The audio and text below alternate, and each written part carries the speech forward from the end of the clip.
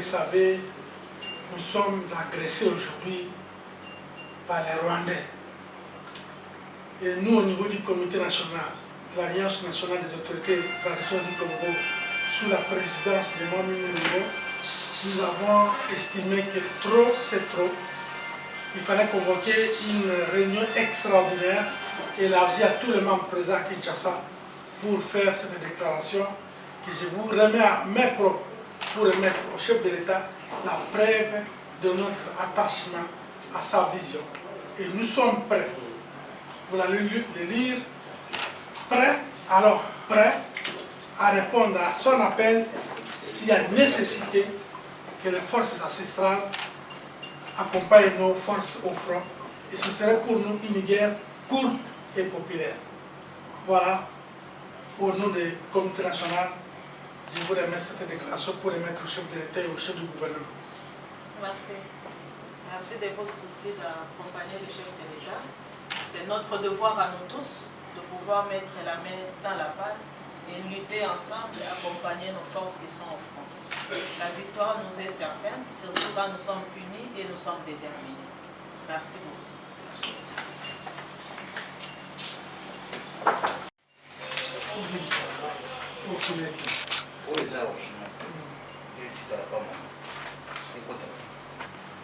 Merci beaucoup. Je crois que vous avez vous-même assisté à la réunion extraordinaire du comité national sous la conduite de Sa Majesté Mwanda Batumuno, notre président national. Nous avons, comme tous les Congolais, observé trop c'est trop avec l'agression dont nous sommes victimes tout le temps par un seul petit pays qui est réduit même à une chefferie de mini-Congo qui est le Rwanda. Et la déclaration que nous venons de faire prouve à suffisance que nous, l'ANTC, l'Alliance nationale des autorités traditionnelles du Congo, nous sommes derrière le président de la République, nous sommes derrière les forces armées, la police, les services de sécurité au front. Nous les bénissons et nous avons dans notre déclaration évoqué nos ancêtres parce que la cause est juste et légitime. Nous gagnerons cette guerre. Et au besoin, nous attendons l'appel du chef de l'État pour que toutes nos pratiques ancestrales soient mises en contribution pour écouter la durée de la guerre et la rendre populaire. Voilà, c'est pourquoi je devais venir ici, au nom du comité national, remettre entre les mains de Madame la ministre près du chef de l'État notre déclaration, preuve de notre soutien au pouvoir en place, à la vision du chef de l'État, pour que tous nous puissions regarder dans la même direction et que la terre de nos ancêtres soit la nôtre pour toujours. Merci beaucoup. Je m'appelle Nana Manouanina Kyumba. Je suis mariée, mère de plusieurs enfants. Dans mon actif, je suis professeure au sein de l'Université de Kinshasa, précisément à la faculté de psychologie et des sciences de l'éducation, bien qu'ayant des cours dans d'autres facultés, auteur de plusieurs publications. Et je suis ministre près le président de la République dans le gouvernement Sama Lukonde. Voilà en bref ce que je suis. Avant toute chose, moi j'ai l'habitude de remercier mon Dieu, lui qui est le Tout-Puissant, le maître des temps de circonstances. Je remercie aussi le président de la République, chef de l'État, son Excellence, M. Félix-Antoine Tshisekedi Tshilombo, pour m'avoir nommé comme ministre auprès de lui, mais aussi et surtout pour son souci de pouvoir développer notre pays. Je remercie encore son Excellence, Monsieur le Premier ministre, Jean-Michel Sama Lukonde, pour son souci de pouvoir matérialiser la vision du chef de l'État et pour son soutien chaque fois que nous allons vers lui à pouvoir nous aider à mieux travailler. J'aime aussi remercier la population ou tous ceux qui s'impliquent, chacun dans son secteur, pour le bien-être de tous dans notre pays. parler de mes réalisations me donne un devoir de pouvoir d'abord rappeler mes attributions. Parce que les activités ne peuvent porter que sur mes attributions.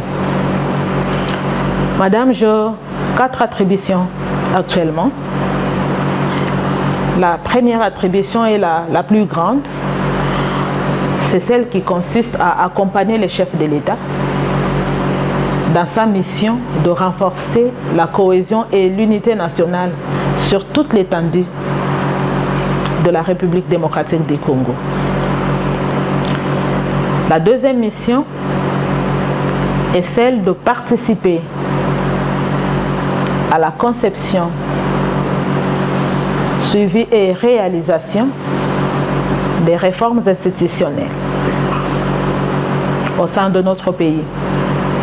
La troisième, c'est celle de participer aux commissions interministérielles et de faire rapport au président de la République, chef de l'État.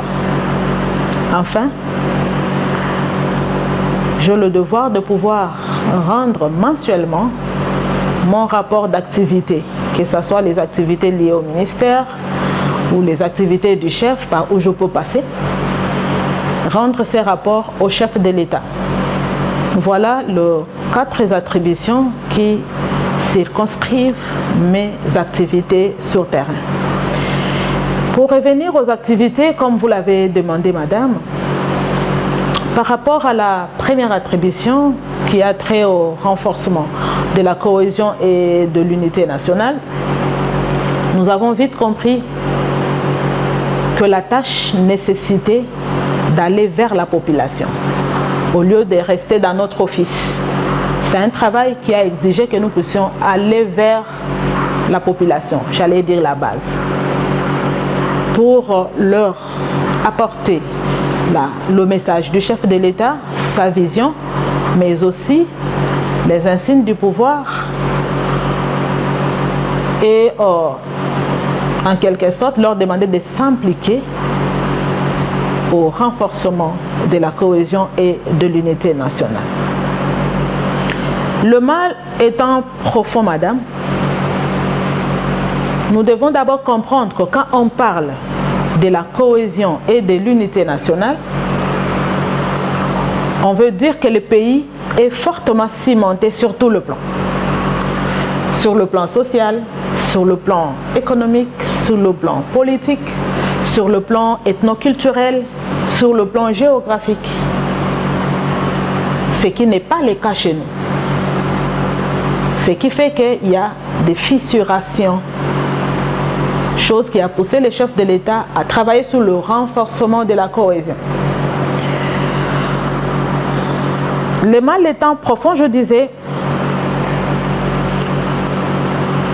rend difficile le développement de notre pays. L'accent est mis sur le changement de comportement et de mentalité. Sans ces changements, il est difficile que nous puissions changer notre environnement. Parce que j'aime toujours dire que la République démocratique du Congo, son état actuel, c'est le fruit de nos actions. C'est nous qui avons fait de la RDC ce qu'elle est aujourd'hui. Si nous voulons la voir changer, nous devons changer en premier. Et ce n'est pas seulement le membre du gouvernement, une certaine catégorie, c'est tous les Congolais qui doivent changer pour qu'ensemble, nous puissions changer notre pays. Et pour faire comprendre ces messages à la population, du fait que le chef lui-même, dès son accession au pouvoir, il s'est vite rendu compte que le trou était profond et que quelques personnes ne pouvaient pas vite combler ces trous. Il a demandé à ce que tout Congolais, où il se trouve, s'implique. La première implication porte sur la cohésion et l'unité nationale. Il y travaille, il veut que les Congolais puissent s'unir et puissent travailler ensemble. Et là, j'en profite pour dire à ceux qui diffusent le message de division, de tribalisme, que nos ancêtres ont lutté pour l'unité de ces pays. Et nous avons aussi le devoir de pouvoir maintenir l'unité et la cohésion de ces pays. Nous rappelons que le Congo restera un et indivisible. Nous avons intérêt à travailler ensemble pendant que nous prêchons l'unité et la cohésion. C'est nul, c'est moins important de pouvoir nous distribuer des messages de division, de messages de haine. On n'en a pas besoin pour le moment si nous voulons voir notre pays aller de l'avant. Madame, je vais citer les réalisations, quelques réalisations que mon ministère a pu réaliser pendant un an. Nous avons catégorisé en 3 nos actions, ou regroupé en 3 nos actions. Nous avons organisé de meetings populaires, nous avons organisé des conférences et des ateliers, et nous avons organisé des audiences. Nous avons commencé dans la province d'Ikwilu, précisément dans le territoire de Masimanimba, où nous sommes allés mener une campagne de sensibilisation sur la cohésion et l'unité nationale. Nous avons tenu un meeting populaire, nous avons organisé une conférence avec la notabilité. Et dans la province du Kwango, précisément dans la ville de Kenge, nous avons organisé une conférence avec la notabilité, les chefs de groupement y compris. Et nous avons aussi tenu une conférence avec les étudiants de l'UNIKIK. Après cela, nous sommes allés au Kasaï, dans la ville de Mbunjimai, dans le territoire de Nyabi, Kabeya Kamwanga, Chilenge. Nous avons organisé des meetings populaires et des conférences avec la notabilité. Et aussi les audiences pendant lesquelles nous avons distribué les insignes du pouvoir, précisément les effigies du chef de l'État, partout on passe, nous avons l'habitude de faire ça. Après l'étape de Mbujima, nous sommes allés dans les Sankourou, où nous avons tenu des meetings populaires et des conférences avec la notabilité, aussi des audiences, d'abord à Lodja, nous sommes allés à Katakokombe, nous sommes allés à Loto, nous sommes passés par Lomela, Chumbe, nous sommes arrivés dans la ville de Lumumba-ville et nous sommes revenus à Kinshasa. Après Kinshasa, nous sommes allés encore dans la ville de Kikwit. C'était pour tenir un meeting populaire sur la cohésion et l'unité nationale, mais aussi et surtout pour informer que le chef de l'État dans sa ronde arrivera dans le Grand Bandundu. C'était une façon pour nous de préparer l'arrivée du chef aussi. À part ces meetings populaires, nous avons organisé une conférence avec la notabilité et nous avons organisé une deuxième conférence avec les étudiants de l'université de Kikwit. Après cette étape, nous sommes allés à Masimanimba. Là, c'était dans le cadre d'un atelier de formation avec la notabilité de la province et les chefs traditionnels, dans les soucis de leur impliquer dans la réalisation du projet de développement à la base de 145 territoires.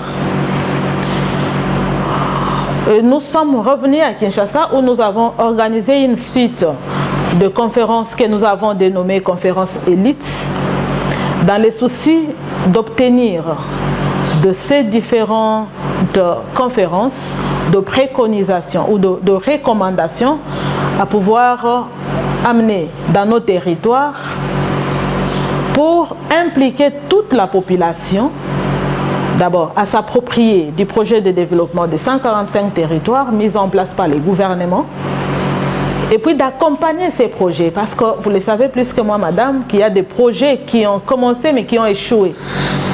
Alors, avec tout ce que le gouvernement met en place, nous ne voulons pas que ces projets de développement à la base connaissent le même sort.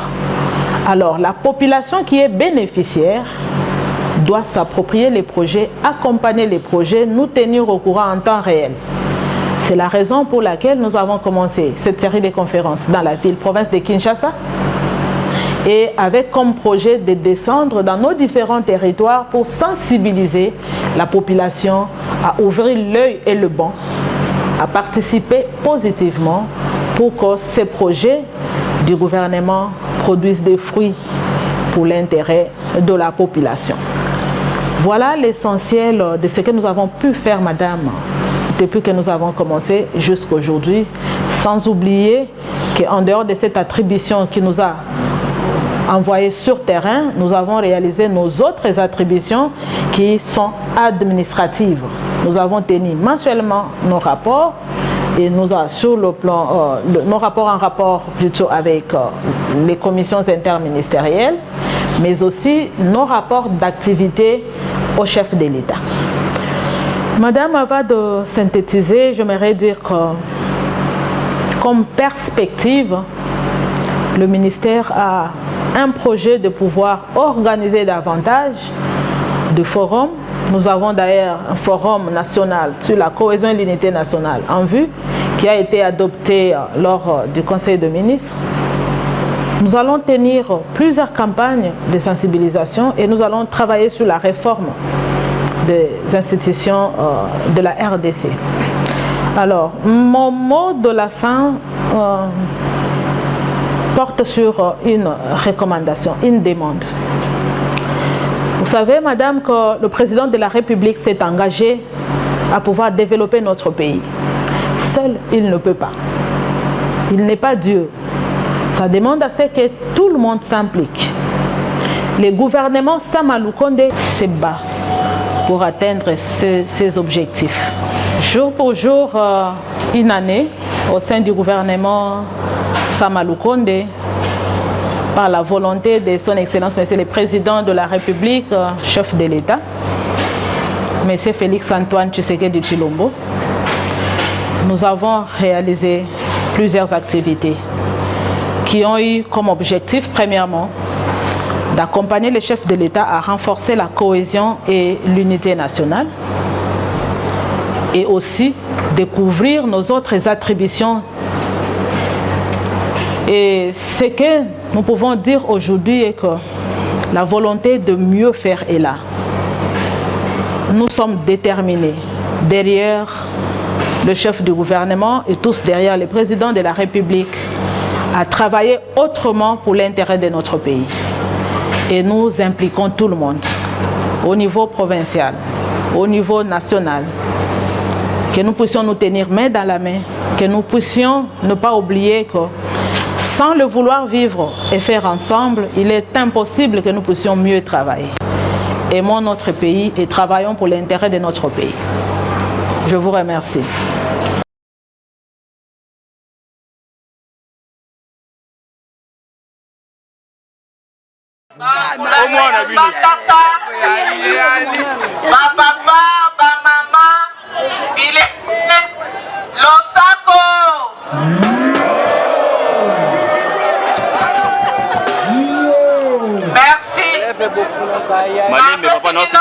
Merci.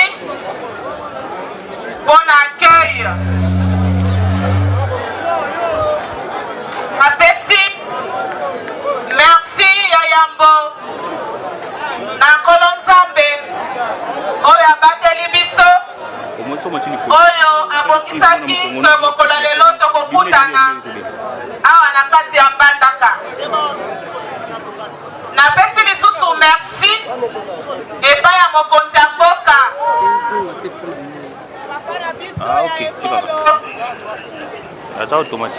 Président de la République, chef de l'État, son Excellence, Monsieur Félix Antoine Tshisekedi Tshilombo.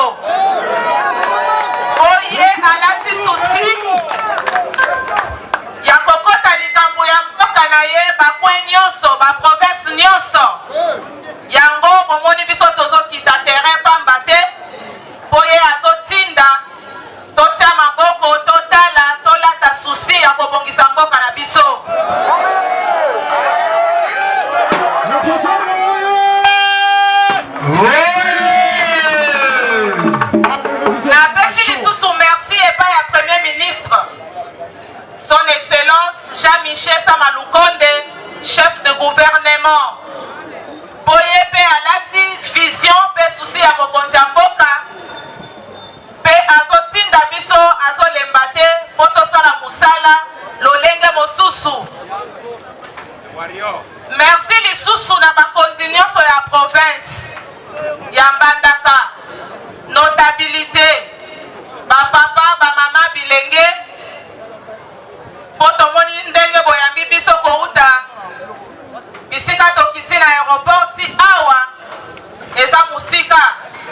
aussi 7 km ou plus.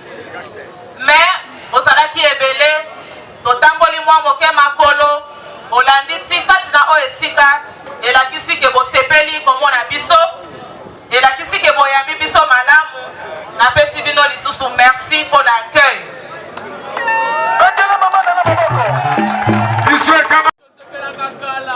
Toye kosala nini katina o esika?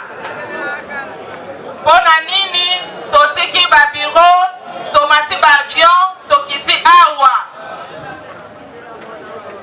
Toye kokokisa posa ya mokonzi ya mboka. Tosolola na population, tokosolola pe na notabilité nyonso, tokosolola pe na ba universitaire. Bongo tozoya kosolola pona nini na bakategori nyonso. Lisolo na biso eza na cause, eza na ebangeli. Oyebi ke kobanda mokonzi ya mboka azwaki ebonga, amonaki oyo biso nyonso tomonaka. Na biso ba province ebele toza na ba infrastructure te, toza na ba nzela malamu te, tozali na lotiliki te, tozali na mai te, bana na biso ebele bazotanga kelasi te, bango mpe batangaki basilisi misala eza te. Totali lisusu ke bachaine bakulutu bato ebele baza instrumentalize, basi babulukisi biso makanisi ole tokanisa mpo na mboka, toza mingi na badistraction. Eske na situation lolengo oyo mboka ekoki kobonga?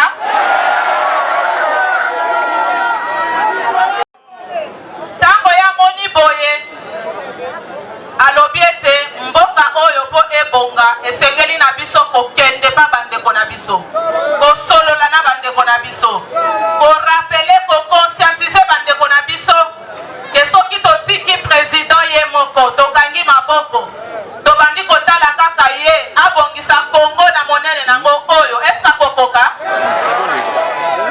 C'est bon. Yango alobi ke aza na posa ya mutu nyonso. Mutu nyonso a participé atia loboko po ensemble totonga mboka na biso. Po soki tozeli mutu aya kobongisela biso, tokozela ebele. Pour preuve, toyamba bapa ebele, toyamba bato ndenge na ndenge, eske mboka ebonga? Soki tolobi mboka ebonga te po na banani, bokomona ke biso moko toza cause ya kozonga ya sima ya mboka na biso. Parmi biso mutu na mutu aza cause pe a participer, place ye azali po na kobebisa mboka na biso. Mais lokola tomoni ke tokoki kokontinue boye te, esengeli na biso place mabe ezalaki tolimbisana. Toza bana ya ekolo moko, toza bana ya tata moko, oyo eza mabele na biso, toza na mboka mosusu te oyo tokozala lese apart mboka na biso. Unité, to garder cohésion, pe to bongola bizaleli, totika oyo nyonso ya mabe ebebisi mboka, tozwa bizaleli malamu ekoki kotonga mboka.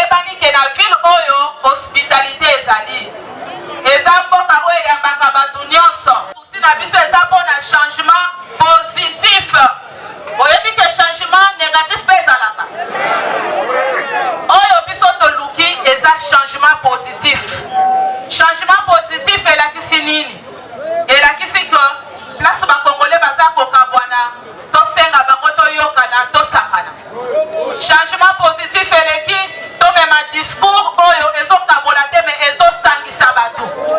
Changement positif elingi koloba totika division. Changement positif elingi koloba totika tribalisme, totika koyiba, totika kodetourner, totika kobebisa. Changement positif elingi tosimbana loboko totonga mboka na biso pe totya banti valeur oyo ebomi mboka na biso pembeni. Nalobi ete totelemeli changement négatif. Changement négatif ezali ntango nasangisi bino boye nakomi kodiabolize balinga mosusu, nasangisi bino boye nakomi koincite bino na haine, nasangisi bino boye nakomi kobebisa réputation ya bandeko mosusu. Wana eza changement négatif, changement ya kokabwani, changement ya kobebisa, changement ya kodécourager, eza changement mabe. Changement oyo biso tolingi même place tomoni ke espoir eza te tozala na kondima mpe tozala déterminé, parce que soki toza déterminé nde tokotonga mboka na biso, nde tokochange mboka na biso. Bato ya lopoto balobi l'union fait la force. Est-ce que division fait la force? Division ne fait pas la force. Nalingaka kocha catégorie nyonso devant responsabilité na bango.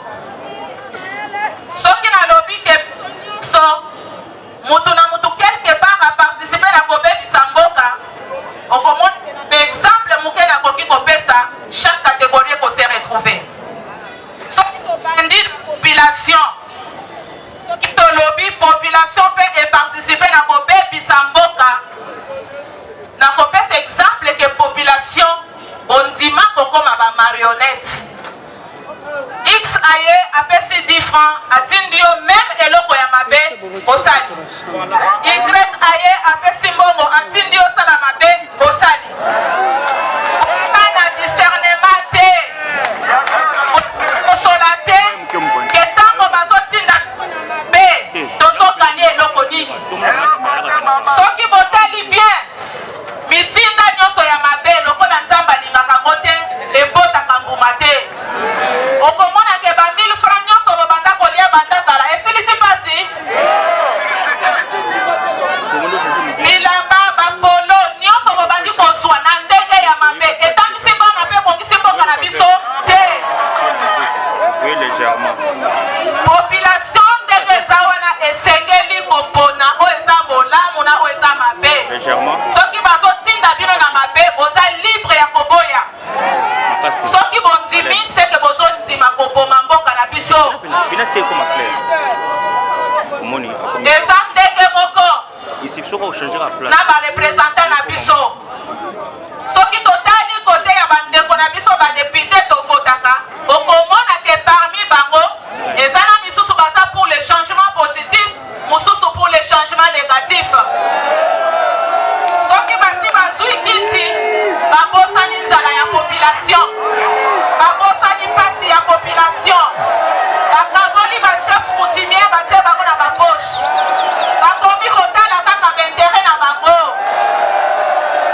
Bandeko badepute oyo baza na nzela wana bazonga na nzela ya bolamu, baza batémoin vivant.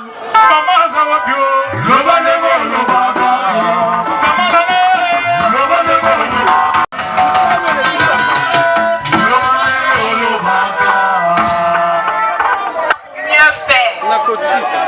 Eza na ntina te kokangama na mabe, boza bato na mayele. Soki boevalue baaction nyonso bosali ti lelo bokomona ke boti mbuma te. Mutu ya mayele sengeli ya kontine na nzela wana. Ata bamama balonaka soki aloni mbula oyo bilanga biloko ebimi te, mbula ana kolona te, akopemisa mabele soit akotya fumier. Eza lolenge moko na biso. Exemple mosusu eza ya banotable bachef traditionnel na biso bankumu. Na ntango akala toyebaka ke soki likambo ekoyi na mboka, chef akobongisa ngo na niveau na ye, tokokoma na leta te, akoyoka les deux côtés mpe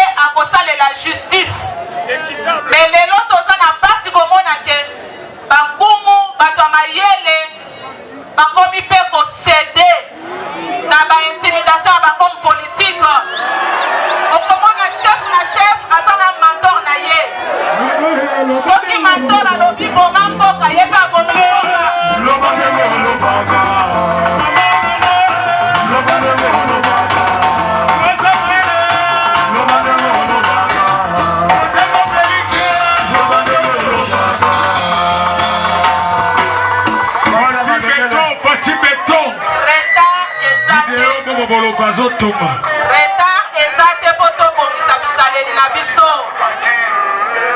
lolenge moko na baja na ordre bango mpe baza na baexemple oyo basalaka mabe tracasserie kanga biso ata tosala eloko ya malonga te kosomba biloko na biso oyo toyibi nyonso oyo eza biloko mabe esengeli kontina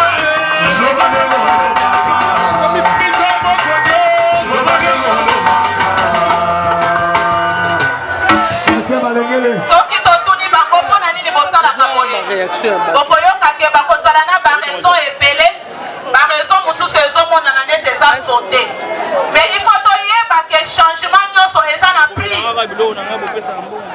lokola tosalaki makasi mpona kobebisa esengeli na biso kosala makasi mpona kobongisa tout changement a un prix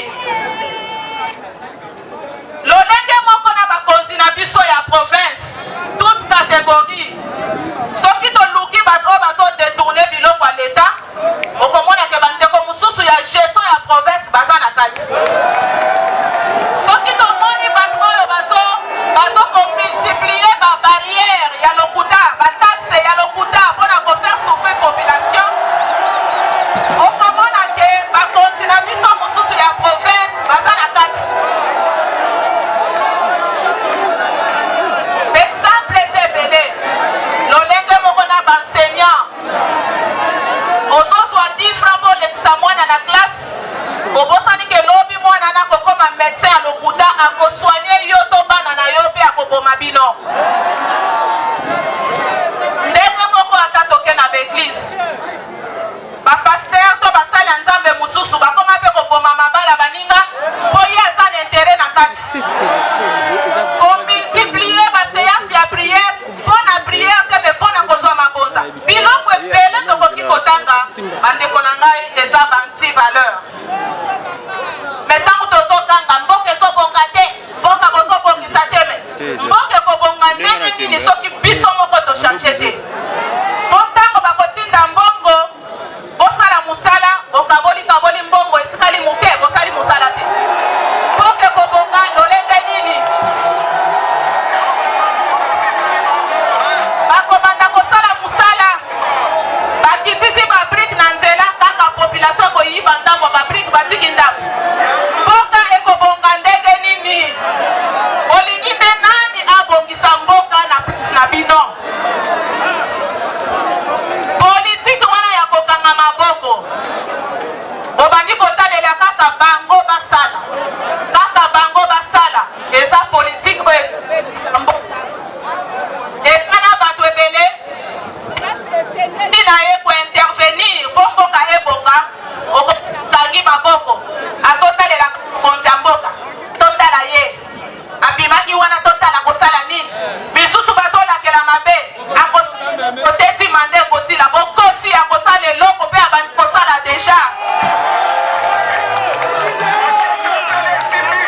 mokonzi ya mboka aza na susi ya population aza na susi ya kongo na ye parce que aza na mboka mosusu te apart mabele ya bakoko na ye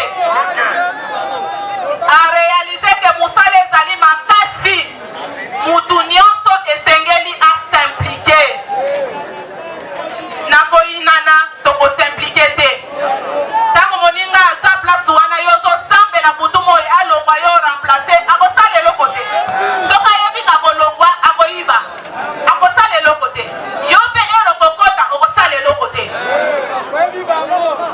par rapport ya lokuta kaka po ozwi 10 francs mpo kaka to mpona elongi ya motu wana esepelisi yo te eza babilembo ya malédiction bandeko na ngai soki otali bamboka bapaya place baza très développé okomona keloko esangisaka bango liboso eza bolingo ya mboka na bango bazotravaye mpo na mboka na bango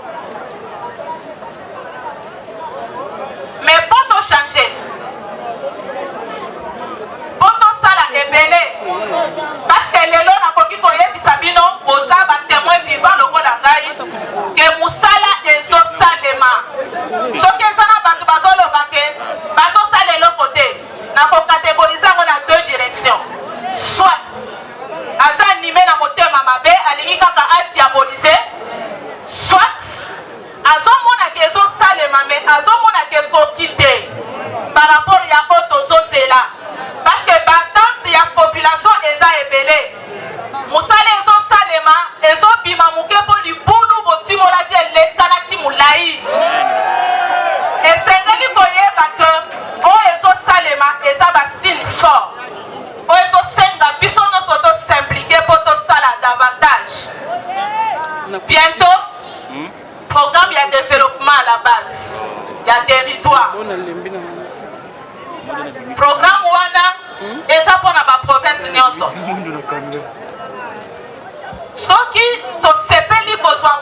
wana avec responsabilité nyonso pe to s'engager okomona ke biloko ebele ko changer na temps muke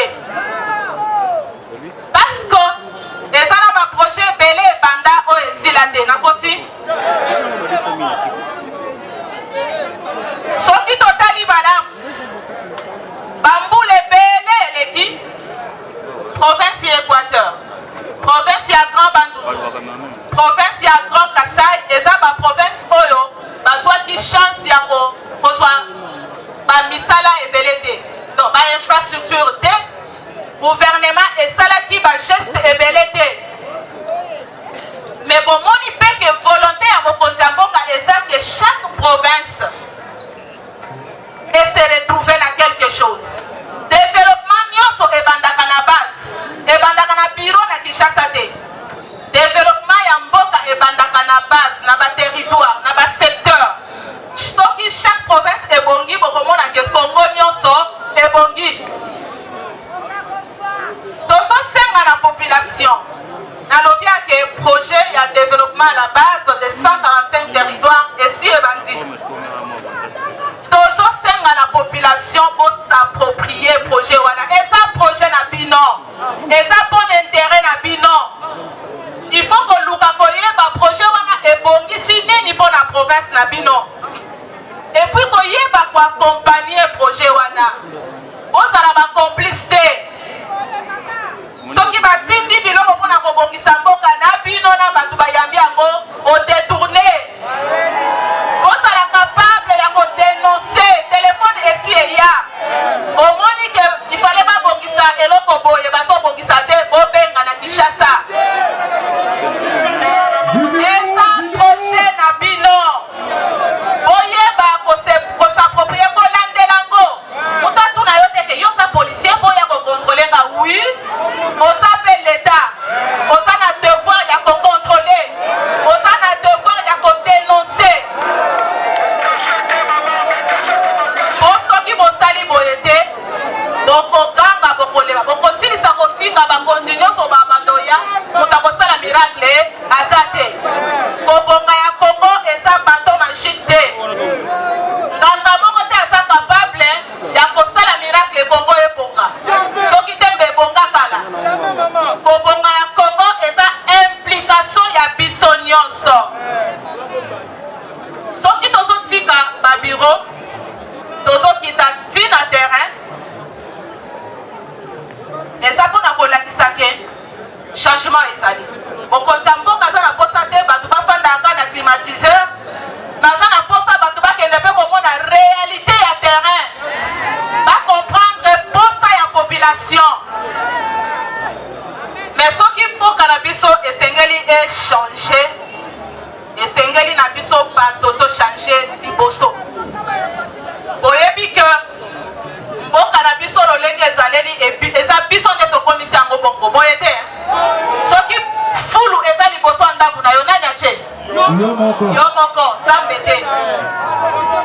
Soki libenge ebandi mosika ti ekuti yo nani apermettre yango atali yango? Yo moko. Soki mpe olingi ekoma propre eza kaka yo moko esengeli oyeba na mutu na yo ke il faut obongisa. Mboka na biso échanger esengeli na biso to changer mentalité, to changer bisaleli. Oyo nyonso ezalaki ya mabe, ya kokabola, ya koyinana, ya kotindika bajene bafinga basala mabe, ya kokotisa bajene bapromese ya lokuta oyo okokoka kosala te, eza banti valeur. Esengeli na biso kochange bizaleli po mboka na biso ebongwana. Naza na ndeko na biso moko ye aza conseiller ya chef de l'État. Aza na coordination pour les changements de mentalité. Soki chef alati souci à créer coordination et travailler pour le changement de mentalité et sengeli kaza na posa mboka ebongwana. Na kotika pe maloba pa na ye aza expert ya changement de mentalité apesa bino communication. Mais bona pousser, bona kosukisa na kosenga na bino bozala ba naïveté. Bokomona ke ba politicien nyonso ba travaka na mokongo wa population eloko nyonso basala ezala kombo kaka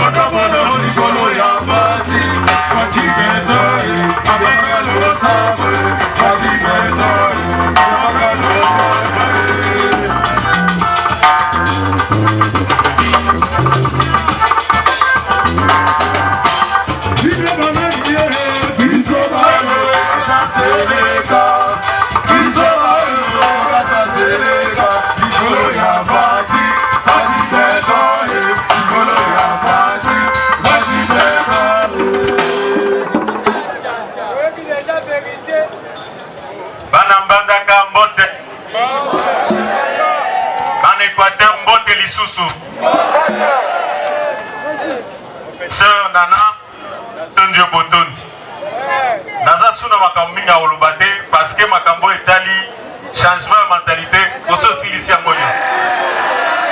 Donc, mais là comment on a insisté, Ezali makambo ministre Aouti Koloba. Il y a un programme de développement local, il y a 145 territoires. Est-ce que vous voyez bien mot? Est-ce que vous voyez bien mot? Bien. Mokonzi Mboka Azuli Kanis.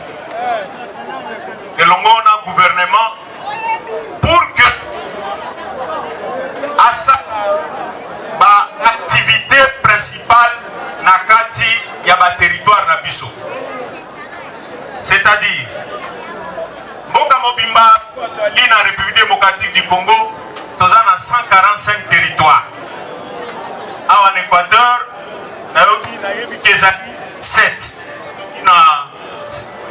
C'est 7 territoires. Nous avons Igoro, nous avons Bakanza, Ingende, nous avons ainsi de suite.